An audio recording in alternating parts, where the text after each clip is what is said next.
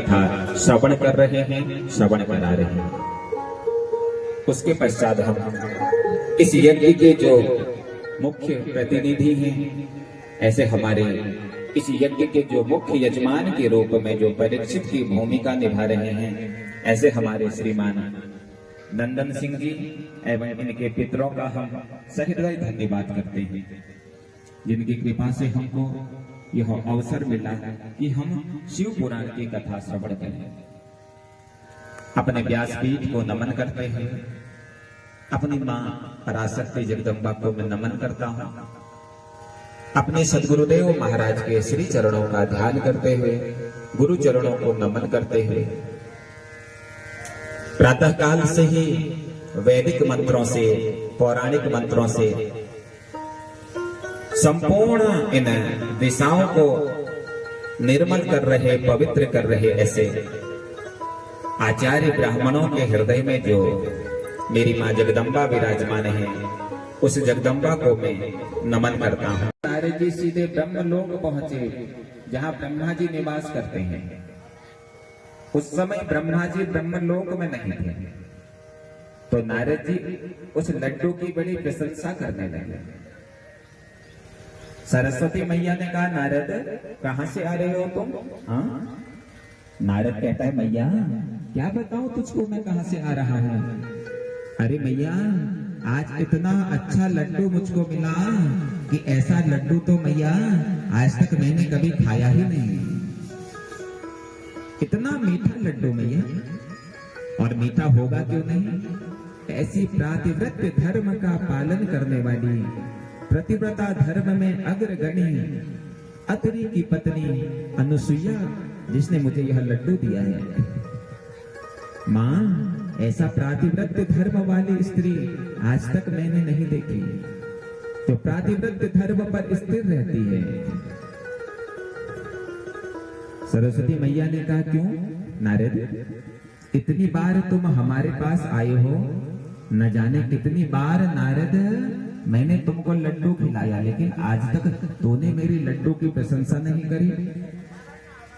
एक लड्डू तुझको अनुसुईया ने क्या दे दिया नारद, तो इस लड्डू की बड़ी प्रशंसा कर रहा है।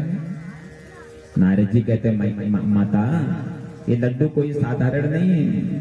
अरे क्या प्रतिव्रता नारी है महाराज, ऐसी प्रतिव्रता नारी तो आज तक मैंने देखी ही नहीं। और इतना कह करके नारद जी ब्रह्मलोक से सीधे बैकुंठ पहुंचे हैं, जहां माता लक्ष्मी बैठी हुई है। नारायण उस समय बैकुंठ लोक में नहीं थे, तो वही प्रशंसा बैकुंठ में जाकर के लक्ष्मी के सामने नारद जी करने लगे।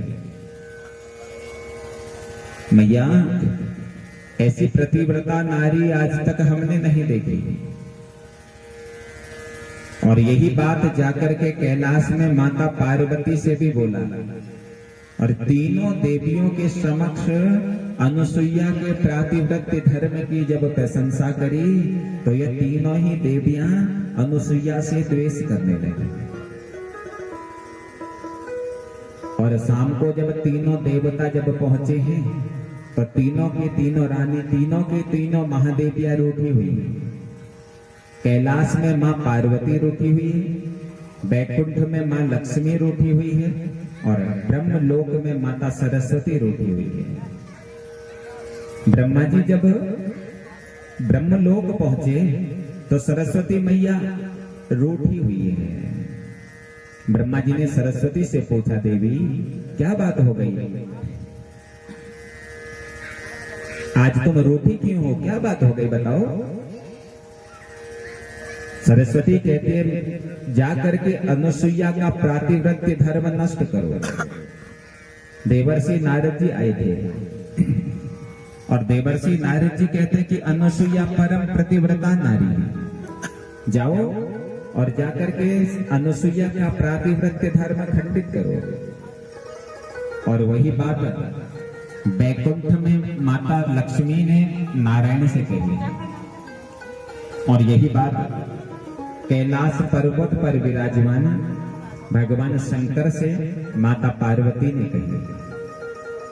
तीनों देवताओं को कहा, जाओ और जाकर के उस अनुसुईया का प्रातिव्रत्य धर्म खंडित करो। अब तीनों देव निकले हैं प्रातिव्रत धर्म खंडित करने के लिए। इधर से ब्रह्मा जी, विष्णु जी और भगवान शंकर है।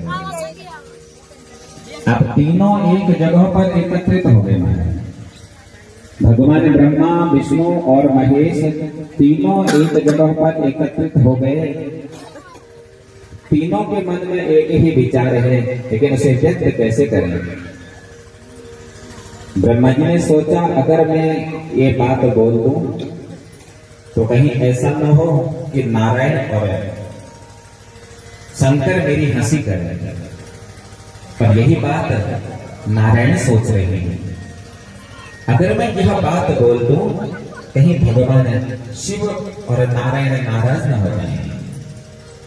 अन्यथा दोनों ने पूछा, महाराज ब्रह्मा जी, यहां आने का प्रयोजन क्या है। तो ब्रह्मा जी कहते, क्या बताएं आपको। ये देवर्षि नारद आज हमारे धाम पहुंचे और सरस्वती से कह दिया कि अनुसुईया परम प्रतिव्रता नारी है। और जब से मेरी पत्नी सरस्वती ने यह सुना है कि अनुसुईया परम प्रतिव्रता नारी है, और तब से सरस्वती जिद करी बैठी है कि जाकर के अनुसुईया के प्रातिव्रत्य को नष्ट करो। भगवान शंकर कहते हैं, अरे यही तो विडंबना मेरे साथ भी है, मेरी पत्नी भी यही बोल रही है, प्रातिव्रत्य धर्म खंडित करो। नारायण कहते हैं, यही बात मेरे साथ भी चल रही है। हम तीनों का लक्ष्य एक ही है। अब हम उस अत्रि की पत्नी अनुसुईया का प्रातिव्रत्य नष्ट कैसे करें। अरे वह तो परम प्रतिव्रता नारी है। अगर कहीं हमने उसके प्रातिव्रत्य धर्म को नष्ट करने की चेष्टा करी तो कहीं हम भस्म हो गए तो क्या होगा। तो तीनों देवताओं ने क्या क्या माताओं, तीनों देवताओं ने संत का भेष बनाया, और संत का भेष बना करके तीनों देव अनुसुईया मैया के पास पहुंचे। भिक्षाम दे मैया, हमको भिक्षा दे। अनुसुईया अंदर से भिक्षा लेकर के आई है।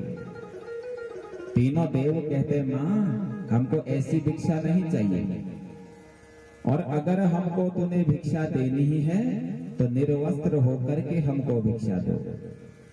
ऐसे हम भिक्षा नहीं लेंगे, निर्वस्त्र होकर के भिक्षा दोगे तो तब हम भिक्षा लेंगे, और अगर निर्वस्त्र होकर के भिक्षा नहीं दोगी तो हम इसी समय वापस चले जाएंगे। अत्रि की पत्नी अनुसुईया सोचने लगी, अरे आज तक तो मेरे दर पर ऐसा कोई आया ही नहीं जो इस प्रकार की मुझसे भिक्षा मांगे। ये कौन है ऐसे जो मुझसे कहते हैं कि निर्वस्त्र होकर के भिक्षा दो। तो आइए प्रवेश करते हैं आज अष्टम दिवस की इस कथा में। कल की कथा में आपने श्रवण किया, भगवान के उन ज्योतिर्लिंगों की कथा चल रही थी, और 3 ज्योतिर्लिंगों की कथा कल हमने श्रवण करी। जो प्रथम ज्योतिर्लिंग था वह सोमनाथ, जो द्वितीय ज्योतिर्लिंग था वो मल्लिकार्जुन, और जो तीसरा ज्योतिर्लिंग था वह महाकालेश्वर। ये 3 ज्योतिर्लिंगों की कथा कल आपने सुनी। अब आगे चतुर्थ ज्योतिर्लिंग अर्थात ओमकारेश्वर ज्योतिर्लिंग की कथा प्रारंभ होती है। बोलो शंकर भगवान की। तो ओमकारेश्वर ज्योतिर्लिंग की कथा हम सब श्रवण करेंगे। सज्जनों, एक बार की बात है, देवर्षि नारद जी हाथ में वीणा लेकर के नारायण नारायण करते करते कहां पहुंचे हैं, विंध्याचल पर्वत पर। और जैसे ही नारद जी विंध्याचल पर्वत पर पहुंचे, नारद जी को देख करके विंध्याचल बड़ा प्रसन्न हुआ।